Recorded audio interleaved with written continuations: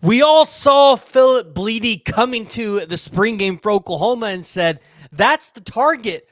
But the transfer portal's open and it's open season. Todd Bates found himself a huge defensive lineman that has hit the portal. He announced that he is going to be at the spring game. And now you've got to wonder, is Oklahoma taking one, maybe two defensive linemen? Additionally, you've got a lot of other visitors that are going to be on campus, and we'll dive into that a little bit and give you a sneak peek preview of some of the guys that are going to be on that list. It's going to be an ever-growing list, but I want to hear from y'all, so make sure you're joining the discussion. Jump down in the comments below and give me your thoughts. I want to know, what is the number one position you think Oklahoma needs to go attack in this transfer portal cycle? But before we dive into it, I got back from the softball game earlier, and the Oklahoma Sooner girls won, so it was a great night out. And while I was at the softball game, I thought I would be getting news about a specific defensive lineman out of Kent State that has gotten like 89 total tackles in his career, announcing he's going to be taking a visit to Oklahoma. But instead, we got a guy by the name of Germaine Lole from Louisville saying that he's going to be on campus for the spring game. And here's why this is big and impactful. Originally, it was just going to be Phil Bleedy. And I think right now the staff's not going to put all their eggs in one basket. But what's going to happen if both of these guys want to come to Oklahoma? And we've talked a lot about Philip Bleedy, which we'll talk about him here in a second. But I want to talk about Jermayne Lole, because have you guys seen how big this guy is? For all of you that have been complaining about the defensive lineman being small, this guy's not small, not one bit. 6'3", 315 pounds. An absolute monster. He's a 6-year senior. And when you watch his tape at Louisville, here's what you're getting out of Jermayne Lole. He is a defensive tackle that is really good with his feet, right? He's got really good feet movement. He's got great agility. He can really work laterally on that line of scrimmage. You see him utilize his hands a lot, which he's able to make spin moves or just really be able to force movement on those blockers to get past on the line of scrimmage. This is a guy that he's not going to lose a lot of one-on-one battles. You see him utilize his strength and his force, and he's either going to get to the quarterback or he is going to cause the quarterback to have to go out of the pocket or get rid of that ball. This is a guy that Oklahoma absolutely has to be able to go out there and get.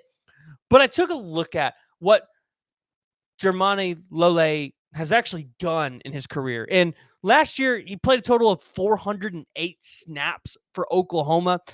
And it wasn't his best year, but it was one of his better years since 2019 was the COVID, or right before the COVID year. He did 75.3 on the grade at the 38th defensive tackle in the country.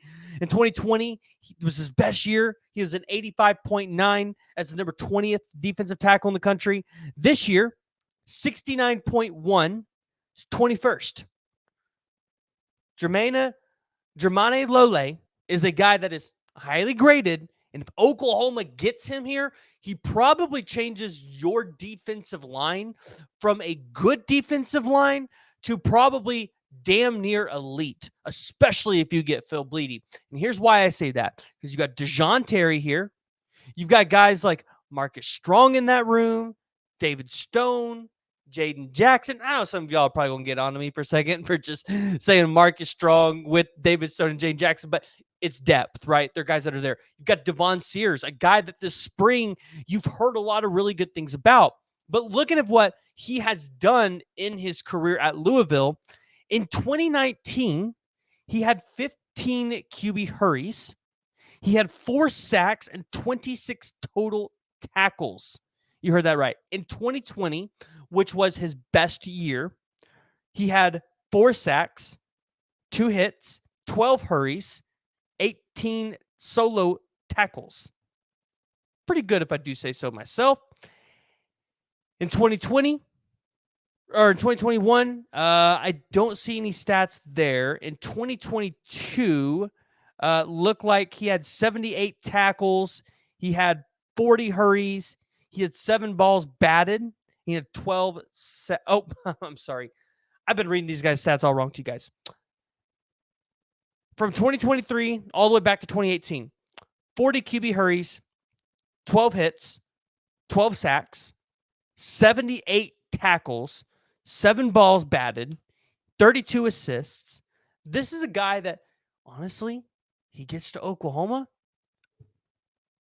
I think you're looking at a guy that probably is a top-tier defensive lineman here. That's how you got to look at it. That's when you read those stats. Now, Hayes in his graphics at 141 total tackles. You might be asking, what's the difference between 78? 78 is just solo, right? Obviously, there's some assists in there from what he would have done, but 141 total tackles, 12 and a half sacks, 25 tackles for loss. And I think really the big stat that a lot of people need to be paying attention to is the 40 QB hurries, where in 2019 and 2020, he had 27 of those. So I look at this, big news. Oklahoma's also got Philip Bleedy coming in. We've talked a lot about him. If Oklahoma is able to just snag one of these guys, you've done really well. If you snag both of them, which I'm not sure if they're looking to take two, but if they for some reason take both of them, you've upgraded your defensive tackle spot immensely. Then you've got the offensive lineman Hickman coming in from SMU. And we kind of knew Oklahoma was going to go after somebody in the portal on the offensive line because although you've got Joshua Bates in this room, one of the best centers, and I believe it was the 2023 class, you still probably want to bring in just a little bit more depth because although Troy Everett will be back some point in the season, obviously he's not going to be in game shape. So you really want to be able to have some depth there to fall back on in case for some reason you lose your backup center. And I mean, yeah, like you've got some true freshmen there that are showing out. They've gotten some snaps. You don't want to truly rely on that. But looking at some of the recruits that are going to be on campus, like 5-star Tay Haywood, I would imagine 4-star quarterback Kevin Sperry will be there. Trent Wilson, Malik Hawkins, Owen Slate, Kelton Carver, 26 4-star quarterback Frazion Brandon, 4-star safety, 2026 safety Tay Lockett, 2026 3-star offensive lineman, 3-star wide receiver Dakota Terrell. I really like what Oklahoma is doing here. They've got a really nice spring game weekend. The question is if the game gets moved from Saturday to Friday, which still there's no indication on whether or not that's going to happen. You have to wonder what that does to the visitor list, right? I would imagine the transfer portal guys are probably for sure going to be there. These visits are locked in. They were probably going to be there the weekend anyways, but you kind of wonder what that's going to look like for some of these recruits. So, but Oklahoma, they have a nice set of portal visitors coming. I would imagine 1 or 2 might sneak in on this list because there is a guy, and I want to pull him up because it would be remiss of me if I did not talk about him. And some of you guys might know who I'm talking about. The defensive lineman from Kent State, CJ West. He has had 110 career total tackles, 19 and a half tackles for loss, and 7 sacks. He comes in at 6'2", 315 pounds, and was an all-MAC selection. And yeah, I know a lot of people are going to say, well, he played at Kent State. It's a lot different from Louisville. I get it. But again, like you put all your chips in one basket, you neglect these guys over here, then maybe you end up in a hole that you didn't want to be in if for some reason you don't land somebody. So I'd be interested to see if Oklahoma is able to get that guy on campus as well. And if they can take 2 of them, Oklahoma is going to be sitting really, really well because a lot of these guys are 6-year seniors. They're just looking for 1 more year development so that they can get to the NFL and potentially increase their draft stock. So, guys, again, I want to hear from y'all. Join the discussion. Let me know what you guys think the most important position is for Oklahoma to be able to go address in the portal. And additionally, if you guys have not already, make sure you hit that like and you hit that subscribe button.